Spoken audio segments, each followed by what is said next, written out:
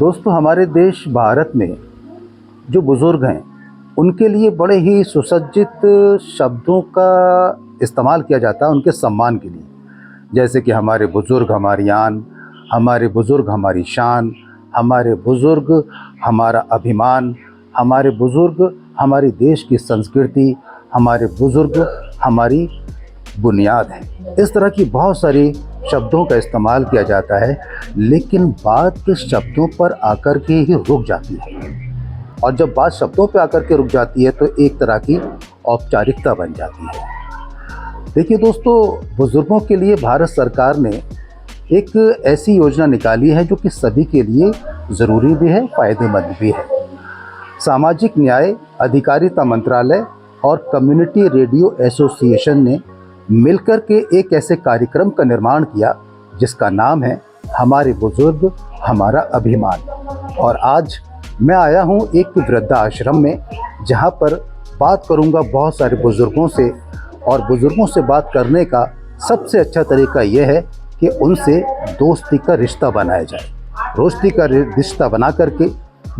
रिश्ता बना करके हम उनकी उन बातों को जान सकते हैं जो बात वो अपने मन में दबाए होते हैं। तो आज बहुत सारे बुज़ुर्गों से मैं बात करूंगा। मैं हूं फ़हीम आज़ाद और मेरे साथ कैमरे पर हैं कृष्णपाल। नमस्कार। नमस्कार सर। क्या नाम आपका सर? सुंदरलाल गर्ग। सुंदरलाल गर्ग। आप यहीं पर रहते हैं? हाँ, मैं विलेज सीकरी में रहता हूँ। अच्छा, इस वृद्धाश्रम में आप किस पद पर हैं? मैं उप प्रधान के पद पर हूँ। उप प्रधान जी। कितने साल से हैं? मैं तब से ये वृद्धाश्रम बनाया तभी से हूँ। अच्छा, तो यहाँ पर जो बुजुर्ग आते हैं उनकी समस्याएं ज़्यादातर क्या होती हैं? समस्या ऐसी कोई खास नहीं होती, इनको खाना है, रहना है, अच्छी तरह से इनको देखभाल करना है, किस तरह की परेशानी ना हो, इनको आने जाने की सुविधा सारी कुछ मिलती है इनको। अच्छा, दूसरी बात यह है कि भारत सरकार ने एक योजना निकाली है बुजुर्गों के लिए जी। जैसे कि किसी को आंखों की समस्या है, मोतियाबिंद की, या कोई ऐसा बुजुर्ग है कि जो चल फिर नहीं सकता तो उसे व्हीलचेयर की ज़रूरत है।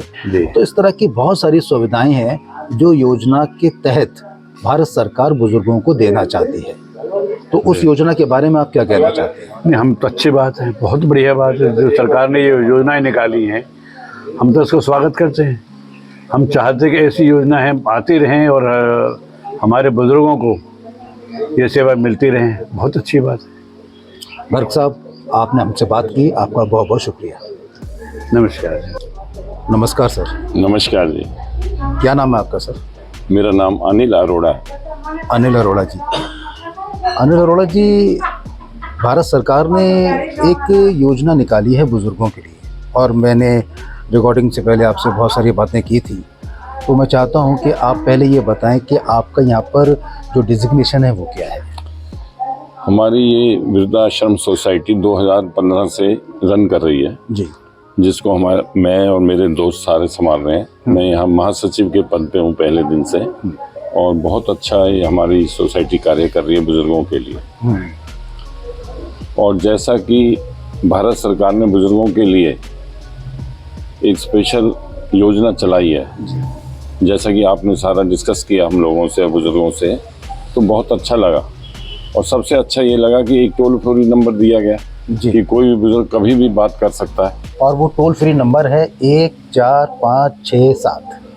14567 बहुत इजी नंबर है, बहुत आसान नंबर है। बहुत आसान। तो हम यही चाहते हैं कि जो बातें मैंने आपको बताई हैं वो बातें आप माउथ पब्लिसिटी के माध्यम से और लोगों तक और बुजुर्गों तक पहुंचाएं। बिल्कुल, हम ऐसा ही करेंगे। भारत सरकार की योजना के बारे में सभी को बताएंगे। मैं 10 NGO से जुड़ा हुआ हूँ। बहुत सारे, हमारा भारत विकास परिषद है, मानव सेवा समिति है, सीनियर सिटीजन क्लब है, सभी में मेरा आना जाना होता है। और मैं कोशिश करूँगा सबको माउथ टू माउथ सभी को बताया जाएगा इस योजना के बारे में। बहुत बहुत, क्योंकि लोग फ़ायदा उठा सकें। जब गवर्नमेंट कोई काम करती है तो फ़ायदे के लिए करती है। बिल्कुल। तो मेरी भी सोच यही है कि सभी को फ़ायदा होना चाहिए। क्या नाम है आपका? जयपाल सिंह चौहान। जयपाल सिंह चौहान जी। चौहान साहब, देखिए, भारत सरकार ने एक योजना निकाली है बुजुर्गों के लिए जी, जो उनकी भलाई के लिए है। बहुत से बुजुर्ग होते हैं जो कि घर में अपने रहते हैं लेकिन अपने बन के नहीं रहते। जी। उनके ही बच्चे उनको प्रताड़ित करते हैं। जी। तो बच्चे प्रताड़ित ना करें, तो सरकार ने ऐसी योजनाएं निकाली हैं। एक नंबर भी दिया है जो है 14567, इस पे वो कॉल कर सकते हैं, टोल फ्री नंबर है, कोई पैसा नहीं लगता है। तो ये तो बात बता दी मैंने भारत सरकार की योजना के बारे में जी। आप वृद्धाश्रम में रहते हैं, आप किस पद पर हैं यहाँ पर? सेवा का हमारा भाव होता है, यहाँ पे बुजुर्गों की सेवा के भाव से हैं। पद तो परमात्मा का है सबसे बड़ा, लेकिन बुजुर्गों की सेवा का भाव यहाँ पे रखते हुए यहाँ पे बुजुर्गों को रखा हुआ है। कहाँ रहते हो तब आप? हम यही नजदीक है मकान, यहीं मकान? नजदीक है, बस इस हिसाब से। अच्छा, तो यहाँ वृद्धाश्रम में आप क्या करते हो? तो घूमने आ जाते हैं, वैसे भी घूमने आ जाते हैं।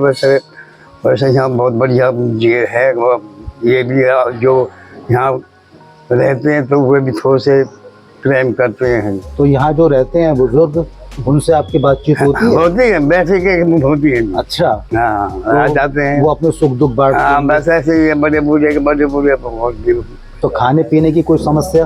कोई बहुत बढ़िया इनके गुजारा होता है, कि मेरे सेहत की है, ये सब बहुत बढ़िया हाँ। देखभाल करते हैं। अम्मा राम राम। राम राम। कैसी हो अम्मा? ठीक है। क्या नाम है आपका? मूर्ति देवी। मूर्ति देवी? हाँ जी। कहाँ की रहने वाली हो मूर्ति देवी? हम दिल्ली के हैं। दिल्ली में कहाँ से? बुद्ध विहार। बुद्ध विहार। यहाँ आश्रम में कब से हो? आश्रम में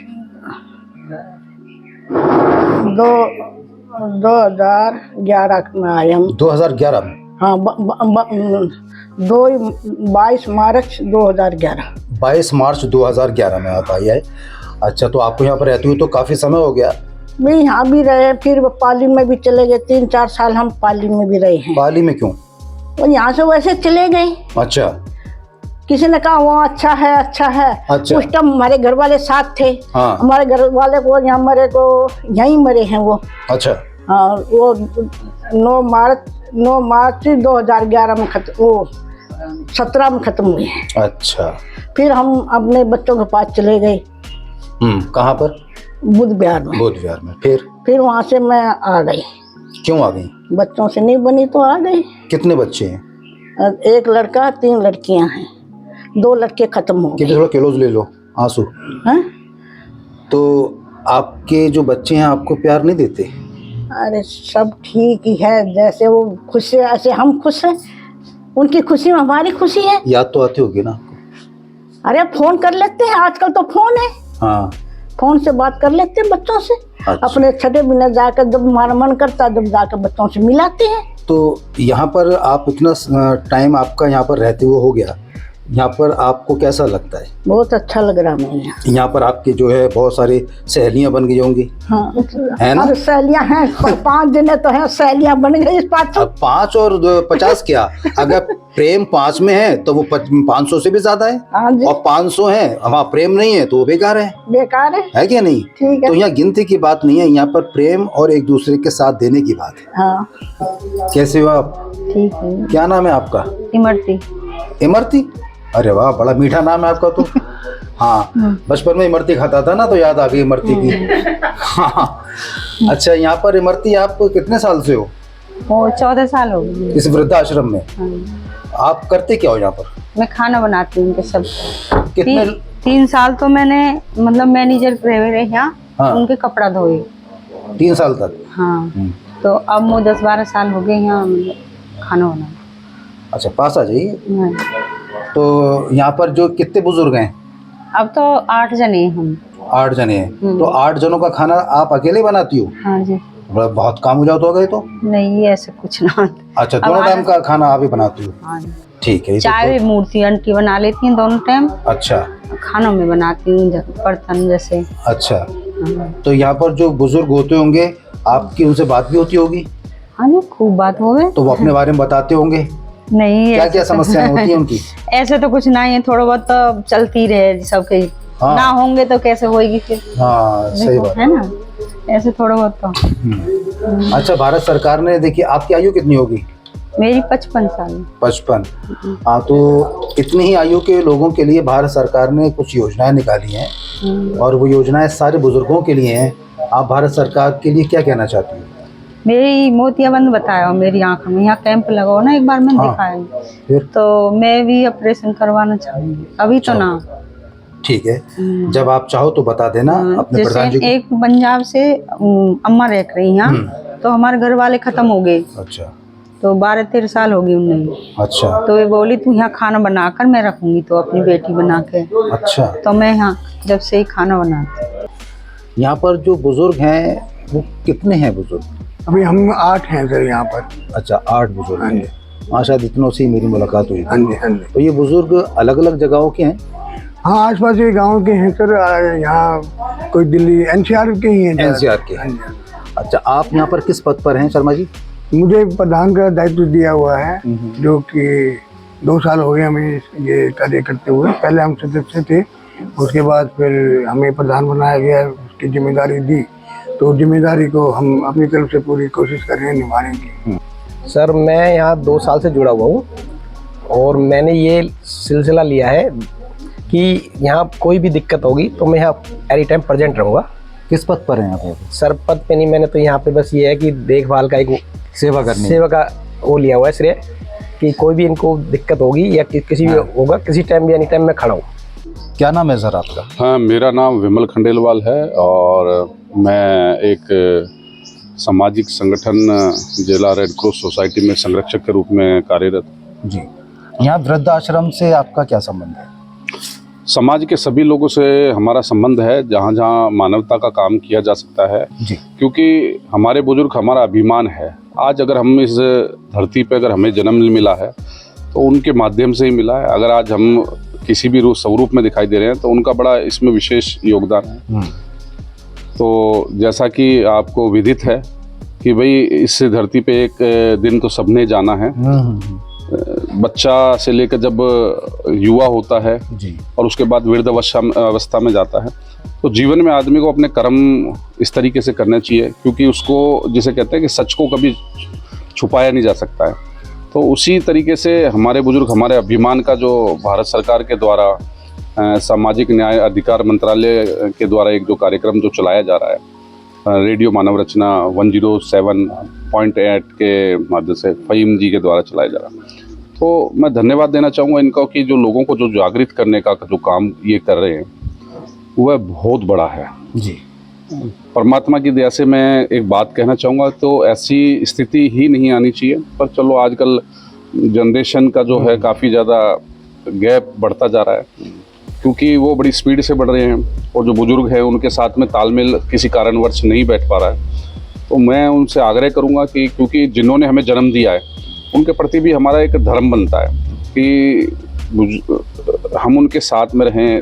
जब पूरे ज़िंदगी भर माँ अपने बच्चों को पालती है, पोसती है, हर तरीके गीले में खुश होती है, सूखे में अपने बच्चों को सुलाती है, उसकी गलतियों को माफ़ करती है। जब वो बुजुर्ग हो जाते हैं, जब किसी काम करने के योग्य नहीं रह जाते, जब उनको वास्तविकता में आवश्यकता होती है, तो उनका साथ देने के लिए इस प्रकार के जो वृद्ध आश्रम है उनको एक परिवार देने के लिए सहयोग करते हैं। तो जैसा कि दोस्तों मैंने आपसे कहा था कि अगर किसी से उसके अंदर के भाव जानना चाहते हैं तो बस एक ऐसा रिश्ता है, दोस्ती का रिश्ता।